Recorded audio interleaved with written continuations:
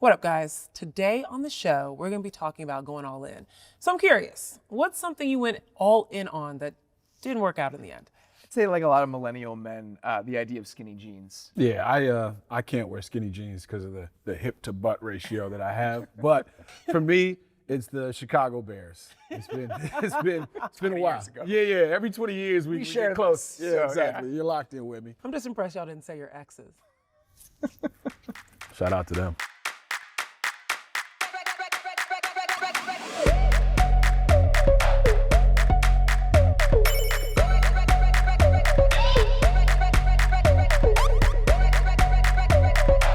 There's a lot of parents out there. They may say, I want to let Johnny do what he likes. No, that's stupid. Don't let Johnny do what he likes. You tell Johnny what to do. There's a great reward at the end. Robert, Jason, welcome to the first episode of The Athletic Show. We're doing this. It's real. It's a real thing. I feel like there's been so much anticipation, and we're diving right in. Today, we're going to get into the huge news that broke in the NBA, the betting scandal, of course. And then we're going to go into the money of the World Series. And then we're talking to the most interesting dad in the NFL, John Brown. That's all coming up. But first, a reminder, you can catch new episodes of The Athletic Show every Saturday on Fire TV and Echo Show devices. We got to get into our first story, okay? Because this was supposed to be NBA tip-off week. We're supposed to be talking about Victor Wembanyama changing the geometry of basketball. OKC going into double overtime twice this week, but instead, this happened. Good morning. Today we are here in New York to announce a historic arrest across a wide-sweeping criminal enterprise that envelops both the NBA and La Casa Nostra. Y'all, this is crazy. What? Yeah. This is huge news. I woke up on the West Coast like, what is happening? And it's still a developing story. So we've got John Greenberg here to help us break it down.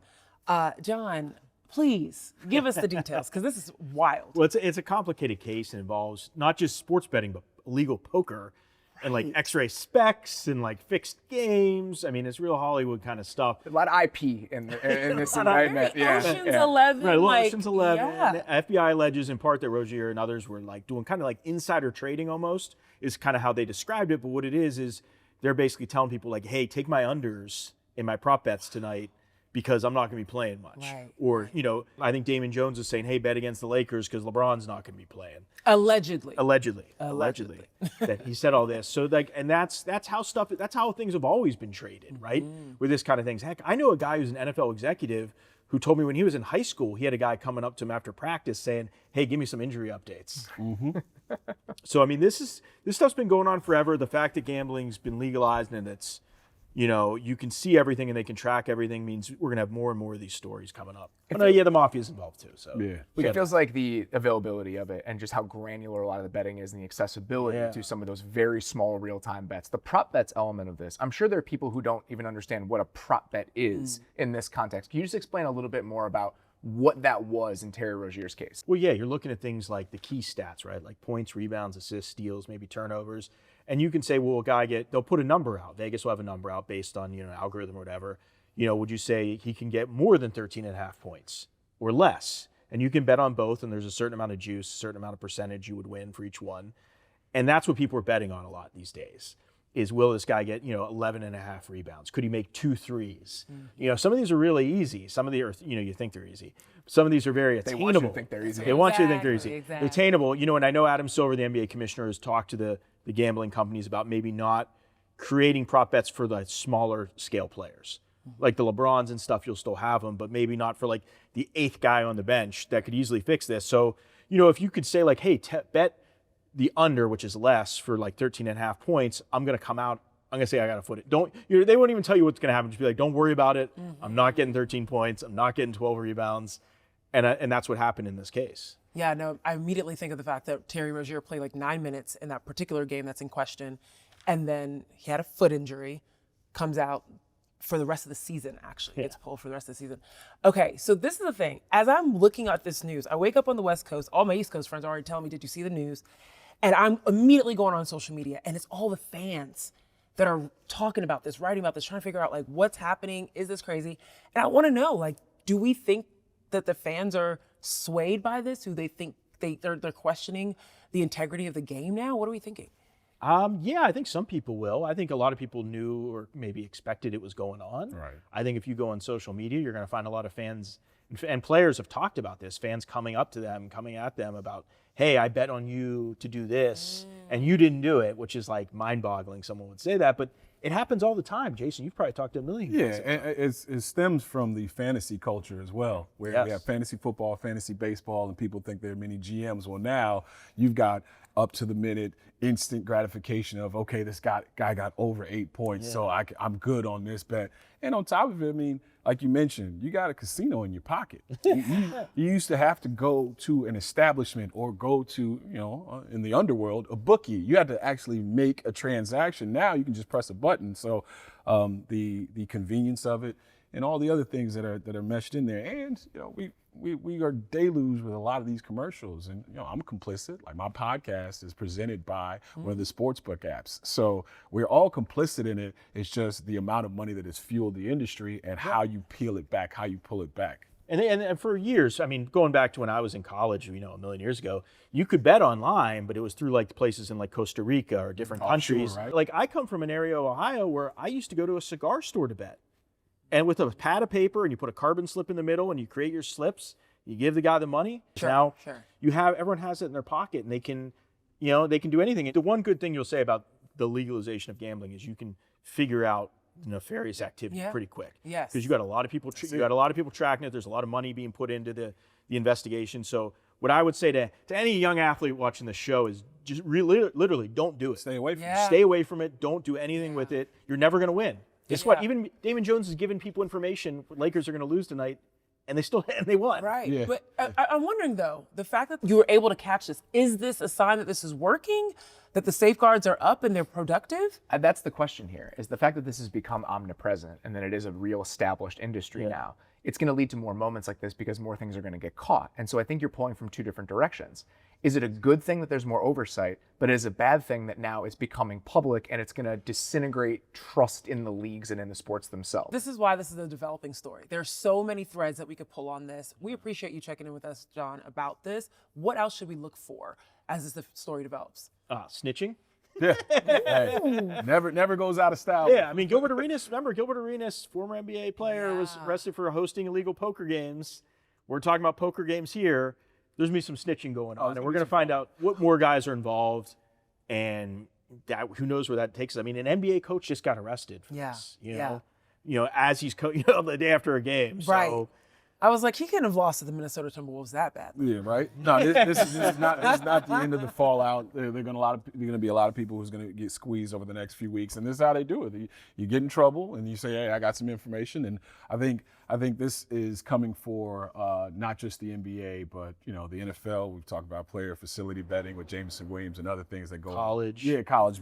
Like there's, I think everybody's on the radar. Everybody's on the radar, and all antenna are up. So our second story tonight is also a sort of a bit of a scandal. The LA Dodgers are back in the World Series. That's the third time in 6 years, and they'll be facing the Toronto Blue Jays.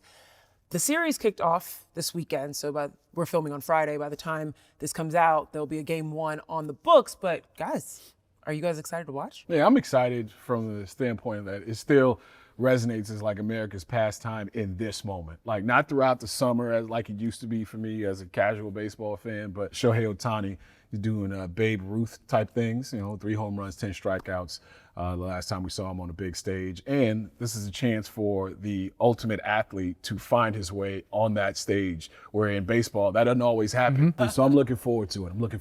Yeah, absolutely. I mean, the Blue Jays stuff brings me back to like being a teenager when the Blue Jays were a power, and that's a long time ago. If you look at me, I'm not a teenager anymore. The Dodgers being the best team with the best player, there is something to that. Like, everyone wants the underdog story until the championship, right? Like, everyone in March Madness, everyone loves first round upsets, but you want to see. I'm not one of those people. Yeah. Everyone but Jason. But when you get to the main stage, you want to see the best players doing amazing things. And what Shohei did in the NLCS is possibly one of the greatest sporting endeavors of all time. How did the Dodgers get here? By spending a lot of money. Okay. The Dodgers, I think in 2013 they signed an $8 billion local cable deal. We're not talking about an NFL deal. This is a local cable deal. And that's why the Dodgers are heads and shoulders above everyone else. They are just able to spend so much money. And when you know what it is, when you got money, more people want to play with you. You can do more things once you get that money. You can get a guy that wants to defer 98% of his contract because he wants to play for your organization. So the Dodgers became this financial behemoth. They are what the Yankees were in the late 90s, early 2000s. They're that times like 2 or 3. And that's how they're here. And like, it's a message to the rest of baseball, like, get used to it. It's the Magic Johnson effect too. You know, you bring somebody on like that, it's time to stop messing around with the others and become that Yankees type of squad. Speaking of the Dodgers' opponent, the Blue Jays, how did the Blue Jays get here? They started spending too. I mean, look, in 2019, the Blue Jays were like 67 and 95. I think they were 20th, 22nd in payroll. And they made that investment after the pandemic in the 2021 season. And that's exactly what teams should do, especially a team in a major market with a deep-pocketed corporate owner. You know, you have to spend to win in baseball. You can be the Brewers and, you know, you have this nice little story, and then you see what happens when you face the Dodgers. So if you want to compete, you got to spend. I'm so glad you said that, because I think a lot of people want to believe they want the underdog in these moments and on these stages. When in reality, I think Shohei being the greatest player in the world is the most compelling story about baseball. And I think the downstream effect of what this does to other organizations, I'm a Cubs fan. Like, I think the Dodgers winning the World Series back-to-back and shaming these other big market organizations into saying, the only way we can do this is if we spend, I'm actually rooting for the Dodgers, and I'm doing it for a couple different reasons. No, I agree. I think that's a great point. I think any fan of a big market team should feel the same way. And I'll say this, I was just at the playoffs, you know, with the Cubs, and the craziest thing people talk about if you're on the field before a game, the Dodgers fly 2 planes during the season, 2 charters. That's crazy because they have so much staff and they just have the money to fly 2 charters. Is that normal? No. And not especially when you look at the return, by the way. Yeah.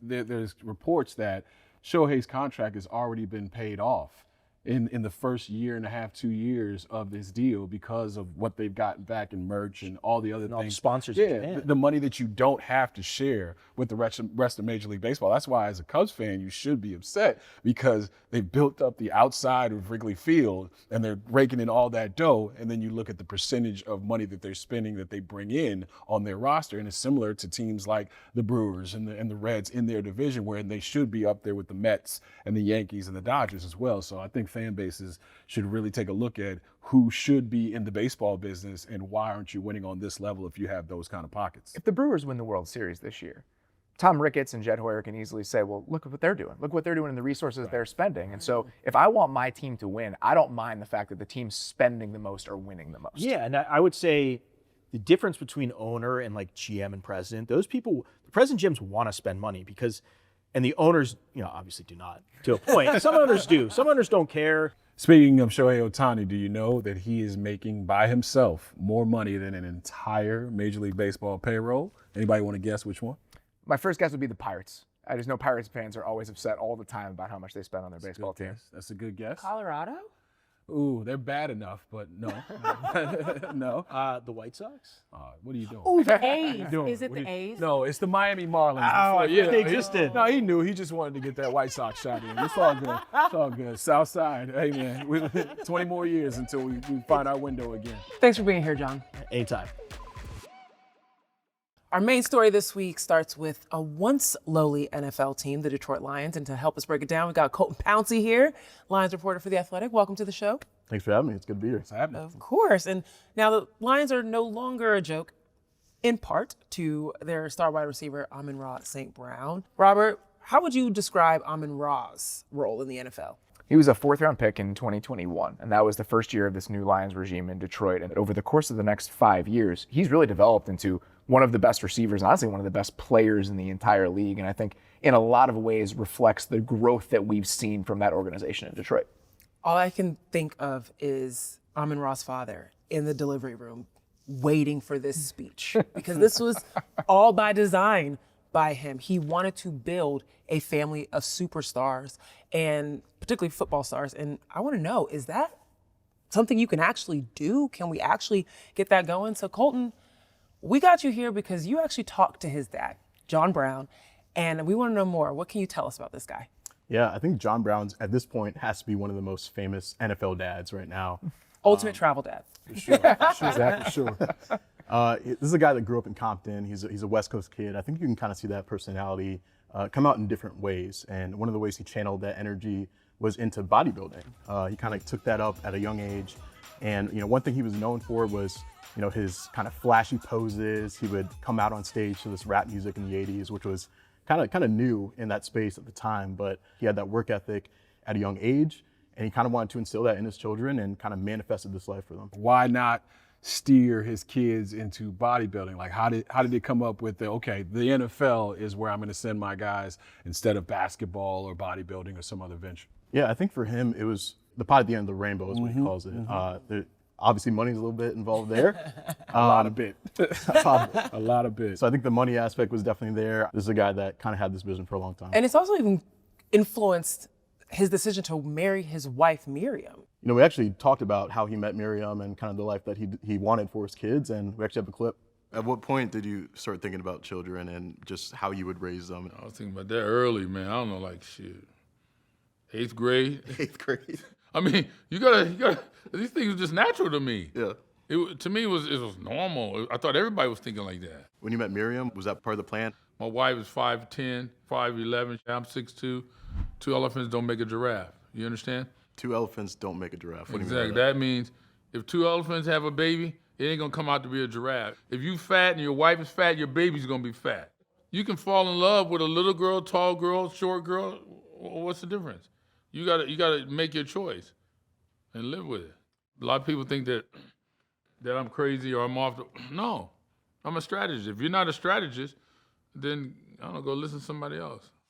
A strategist? Hey, listen, John A Brown. strategist? A regular Romeo, that John Brown, everybody's got to have a plan, I guess, and his plan has worked. I shout out to the guys whose plan didn't work, though, by the way, where you don't have 3 NFL available eligible players. My dad used to apologize to me because my dad was 6'3" and my mom was 5'1". And so he always used to say he had like a 5'11" girlfriend in college, and he did not end up marrying her. He married my mom because he loved my mom. She's a lovely woman. That's romantic. But it torpedoed my athletic career before it even got started. Blame mom. There's a lot of NBA stars with some small moms, okay? We can't completely say that. Though?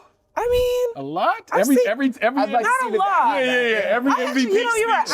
I've seen a ton of small ones. And let's just be real. As a 6'1" woman, do you know how many men I've lost to women that are 5'3"? Well, Do you know how frustrating it is? Clearly, it's the wrong kind of men. Like, Right, I was about to say, I think are very interested in a 6'1" woman. I clearly maybe need for the wrong an 8th reasons. grade strategist to lesser. think about that. And so he and Miriam have these kids, right? What's next? Did he start coaching them? What was the plan? Yeah, it started early. This is a guy that thinks that parenting is more important than coaching. And the reason he says that is because parents are spending more time with their children than coaches are. So in his mind, the best way to get his kids in the NFL was to train them himself. And he started that at a young age. When these guys were 5, 6 years old, they weren't going to the playground. They were on the field working out. They were in the weight room lifting weights at a young age. And the reason he did this was to manifest this life for them. So I want to know, did the kids have any say in this? Or is it just something that we're going outside, you're doing this, you don't have any role in the decisions being made? It's funny. That's something I asked John, and I think we have a clip of that as well. What if they didn't want to play football? What if this athlete life wasn't for them? What if they want to be plumbers or something else? Well, they're only gonna be a plumber if I tell them they should be a plumber. There's a lot of parents out there, they may say, I want to let Johnny do what he likes. No, that's stupid. Don't let Johnny do what he likes. You tell Johnny what to do. There's a great reward at the end. For an example, Cyrus hated football. I said, you're gonna play until 11th grade. 11th grade, you can make your own decision. But he got a scholarship to Stanford, everywhere else. And I go, well, what do you want to do? Because I'm not stupid. I'm going to Stanford. Did you ever think you were going to have a girl? Or did you always think it was going to be I wanted a girl really bad. My wife may have fought me on this, but I would have named her Wonder Woman. Wonder Woman? Oh, yeah. First name Wonder, second name Woman. And she'd have been a big tennis star. And when Adidas or Nike comes around and says, we need to get somebody to represent our company, who we going to get? Let's get Wonder Woman. And everyone's going to laugh. Well, who's that? She exists? She exists. Mm-hmm. Come on, why would you not name your child Wonder Woman? Wonder Woman St. Brown? Yeah, come on, man. Hard to beat. You got to have balls to do that. So No. this is striking a special chord with me because I know what my mother wanted to name me as a kid, and my dad kind of put the kibosh on it. God bless my mom's soul, but she wanted to name me Quasar. Quasar. Yeah, so when I heard this, first of all, when you hear Amon-Ra and Equanimous and Osiris, you're like, oh, look, other kids with different names, Different right? names. But the entire, like, we all know John Browns. They just do it in a different way where, all right, you go into this business school at some point in your life, where you're going to the running the hills and the push-ups as a kid and the lifting of the weights, like, it better work. I immediately think Robert Knowles, Beyonce's daddy. Richard Williams. Richard Williams, Serena and Venus is what, like daddy. Like there's no communication around this. You're doing this. There's reward at the end. Let's get into it. But for every Mr. Knowles, for every Richard Williams, how many parents don't end up, how many kids don't end up succeeding when they're raised like this? Right. If you're Amon-Ra St Brown and you just signed a massive deal, right? There is reward at the end. You can look back on this and say, you know what, Dad was right. This was all worth it. But if you don't end up becoming a professional athlete and your parents hammered you over and over again about what you had to do as a kid, I don't know, I think a little resentment might build up over the course of your childhood. And so we don't hear those stories. And I think that's what makes this a little bit dangerous. No, we experience those stories when you get patted down at the local bar and you see the animus in the dude's face. You're like, oh, your daddy wanted you to be a football player. That's all it is. That's all. And Amon-Ra moves like that. Like he remembers the 12 or 13 dudes that were drafted ahead of him, and like he's got that. You know, that you have to implement that kind of psyche if you're going to have this kid. Like if you're going to raise the kid who does all the push-ups and lifts all the weights, and then he gets up there and it's like, well, you know, this is really not my temperament. All three of his boys have that temperament as well. So I guess it's a perfect match for the St. Brown family. But he's John Brown. Wonder Woman is one thing, but the St. Brown, how did we end up here? That's a great question, actually. It's funny, when they were in the hospital with Equanimous, John Brown was kind of thinking about names, and he's looking at the birth certificate, and he's like, I think I'm going to add Saint to it. And Miriam didn't really know it was happening. Yeah, because she just gave birth. Exactly, she's not out of it. Yeah. While she's sedated, go ahead and bring the forms over real quick. Yeah, so he added St. Brown to the birth certificate kind of on a whim, but he did it thinking long term. He was thinking about his kids and playing sports and having that name on the back of the jersey. So that kind of speaks to how long he was thinking about this master plan that he had for each of his three sons. I'm not sure how I feel about him as a father, but as a marketer, like somebody should hire this man. He had his eye on the prize. Very impressive. At birth. I'm not mad at it. I'm not mad at it. And you can't be, because they are 100 millionaires afterwards. There's a method to the madness. No doubt. Was John surprised that it worked out for his sons, that they have that temperament, that they wanted to do this, and that they actually got to elite levels? For as confident as John is, and this is a guy that's always had this plan for his kids, I do think there was this element of surprise that it's worked out as well as it has. You know, he has two kids in the NFL right now. His other son, Osiris, played at Stanford and is now a financial planner, so he's pretty successful off the They're field. all smart. That's true. absolutely. Yeah. So, you know, one of the things we did during the interview is we were kind of walking outside Ford Field, outside where the Lions play, and there's a merch store right across from the stadium. And that's kind of where we got to walk in and see all the St. Brown jerseys hanging on the wall. And I think in that moment, it really kind of hit him. Like, my son is here. He's exactly where he wanted to be. This is kind of what we set out to do. And we actually have a clip of that as well. So who's got the most popular jersey among Lions players? St. Brown. St. Brown. Yeah. Yep. St. Brown's good. The popular color is the black. We have all three: black, white, the home blue. Let me ask you this: what's it like seeing that St. Brown on the back of the jersey? It's weird. Even though you plan for it, it's still weird. It's like, what? Is this really happening? Look at that. Look. That's awesome. It's a beautiful jersey. It is. That's the difference, right? Yeah. That's the difference, right? Yeah. Yeah. That looks better. Would you mind signing the back of your son's jersey for us? Yeah. Awesome. So you must be one of the most famous dads in the NFL, huh? I think he is. Okay, I'm in fantasy football. I'm in a keeper league. So you're allowed to keep one player every year. I always keep St. Brown, and that's the truth. I've had him since day one. Always. Yeah. Do you mind if one more thing, if I can take a picture? No, come on, bud. All right, sweet. Thank you. It's a pleasure, Mr. Absolutely. Brown. Oh, that was so sweet. This is admirable that you care so much. I wish a lot of parents would care about parenting over coaching. What are we thinking? So the method, and you know, we can differ with the methods, but you know, as a dad, that's all you really want for for your child is for them to be successful and love what they do. Every parent handles it differently, right? But I think at the end of the day, if you're somebody who's pouring into your kids, even if we can argue about some of the methods, there is something wonderful in that, even if there can be some tension somewhere along the way. I also can't judge John Brown too much, because I ain't gonna lie. Do I look at, like, my fiance is 6'5"? Right. I can't judge him too much. It's real. You know? There's some quiet benefits of this when you're somebody like Amon-Ra St Brown, because what he is as an athlete is part of this. But when I think about the Lions and I think about why the Lions are here, there is a give a shit factor with everybody that has transformed the Detroit Lions organization. You feel it. When you watch Amon-Ra St Brown play, he's very gifted. There are certain nuances to his game that are physical. But to me, it's the non-physical stuff that makes him so special. When you watch him play, the effort, the attitude, the dedication, all of that stuff shines through. That's stuff that's also honed when you're raised this way. And he and the Lions aren't where they are unless he's wired that way. That's why you bring him in, right? That's why they drafted him in that first class, that foundational class for these Lions. And it rubs off on his teammates. You see it in the locker room, you see it on the practice field. That sort of mentality is instilled in these Lions, and he's a big reason why. Dan Campbell can thank John Brown and Miriam Brown for having the blueprint. No, he's going to enthusiastically do so. So appreciate you, Colton, for breaking it down, for talking to John Brown, and for joining us on The Athletic Show. Absolutely. Thanks for having me on. It's great to see you, buddy.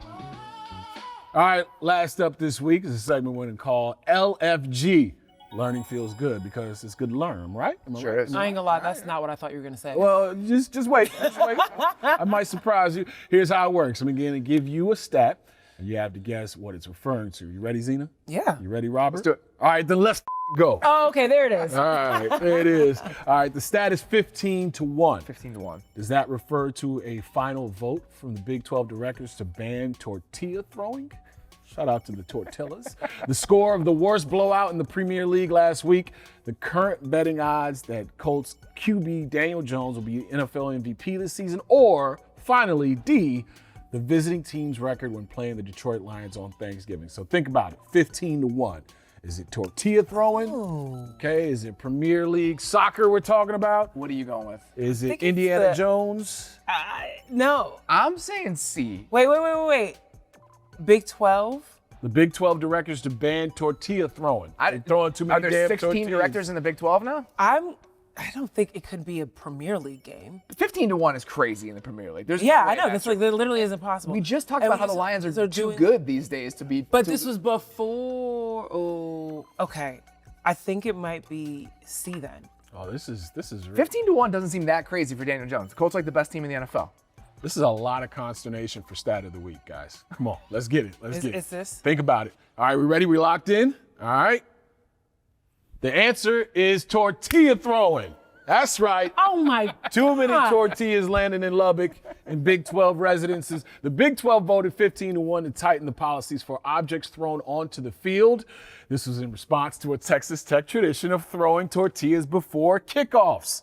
The fact that this was brought to a vote is ridiculous. Yeah, well, Like, I mean, it's that bad? yeah, you can't. I have do people love throwing tortillas. The idea of wasting them is sad to me. Yeah, throwing stuff on the field is not a good idea, right? I don't know. I kind of support throwing stuff on the field. Like the whole octopus thing, hat Imagine tricks. coming It's more home- hockey, but I'm into that. And there's other sports and other leagues that have fought with people throwing things on the court and throwing things on the field. So I don't think you throw things at players, but if there's like a celebratory tradition involving tortilla throwing, I feel like we're getting into no fun league He's territory referring to here. green dildos in the WNBA. Oh yeah, that's probably There.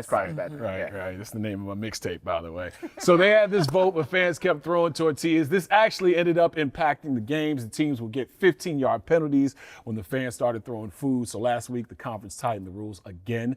Texas now faces a $100,000 fine for future tortilla throwing incidents. Well, you got to control these people. You know what I mean? These crazy students in Austin wilding out. Can't have that these days. Wow, it's getting reckless out here, but thank you for that stat. Yeah, no doubt. Learning does feel good. Learning does feel good. And that is going to be it for The Athletic Show. Make sure you head over to theathletic.com for the world's best sports journalism. And come back here on Saturday because we'll be here at The Athletic Show. See you guys. Let me get one of these. Here. Just spell my I really did think it might be Daniel Jones. 15-1. Baker's like 3-1 right now. my performance right there.